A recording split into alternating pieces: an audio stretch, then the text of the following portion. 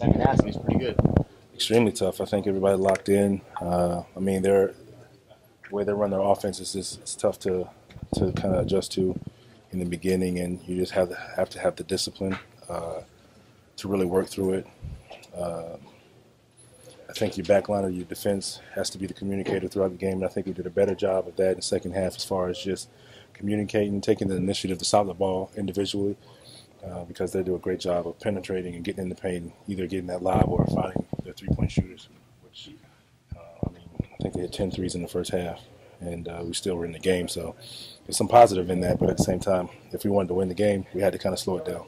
You spent 3 years at Carlisle. We talked this morning, you and I, about just how good of a coach he is, and it seemed like Coach Yeager made adjustments and came out on the better end of that in the second half. Do you see him growing kind of as the season goes on? We made minor adjustments. I think that was very important. I think one thing that he said and we decided is that we just had to take the individual challenge on the ball first and foremost, because if you require a little help, everybody can stay home on their man, and they thrive off of beating their guy, making someone else help, moving the ball, finding the open guy. So I think, it's just more so he just lit a fire under us and just told us we have to take the challenge. And I think everybody really responded.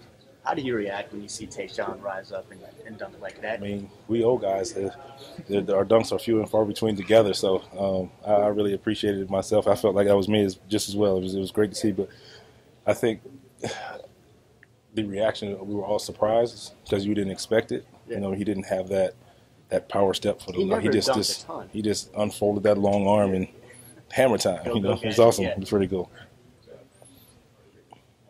What's it like, playing against your old team? You were there for 3 years to come out and get the win and maybe exploit some of the things that. Yeah, it was funny. As far as the defense is concerned, I spent a lot of time with the defense coach over there, Monty, and so I kind of know how he thinks.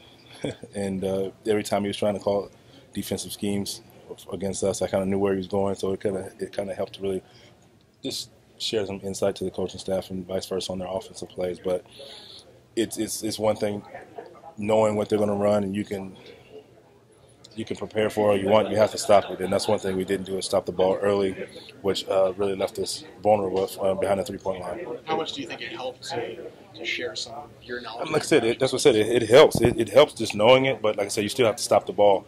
And we didn't do a great job of that in the first half. And I think the second half we took the individual challenge, which kind of kept us at home and kind of limited them from the three-point line.